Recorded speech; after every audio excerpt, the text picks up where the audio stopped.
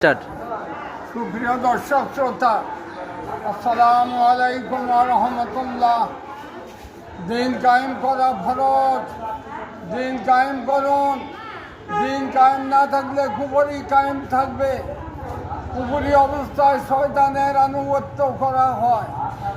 দেশে টাকার সবগুলি উৎস হারাম, কবিরা গুনাহ, সুদ, ঘুষ, মাদক, পতিতালয়, প্রস্টিটিউশন, সিনেমা, জুয়া, নাটক, এই সমস্ত হারাম উৎসের টাকা দিয়ে পুরো জাতির অন্ন, বস্ত্র, বাসস্থান, শিক্ষা, চিকিৎসা, শরীর, রক্ত, মাংস গঠিত। হারামের কারণে দুনিয়াতে আযাব গজব নাজিল হয়, পরকালে জাহান্নামে যেতে হবে। আপনারা পত্রিকায় দেখেছেন দৌলতদিয়া ফেরিঘাটে, রাজবাড়ির দৌলতদিয়া ফেরিঘাটে ফেরি থেকে বাস নদীতে পড়ে গেছে, 26 জন নিহত।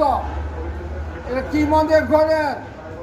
দেশে প্রায় 29টা পতিতালয় সরকার চালায়, এগুলোর ইনকাম দিয়ে দেশ চলে।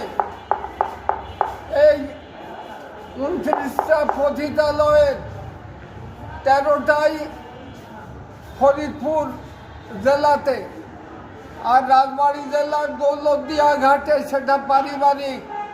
দাদি, নানি, মা, চাচি, খালা, ফুফু থেকে শুরু করে নাতিন পর্যন্ত সব বয়সী মেয়ে মহিলা সেখানে অ্যাভেলেবল। এই হারাম টাকা দিয়ে দেশ চলছে। টুপি, পাগড়ি, বোরকা, হিজাব, মসজিদ, মাদ্রাসা, ইমাম, মুয়াজ্জিন, সুপার প্রিন্সিপালের বেতন, বোনাস সব হারাম অর্থে পরিশোধিত। কারো দোয়া কবুল হচ্ছে না।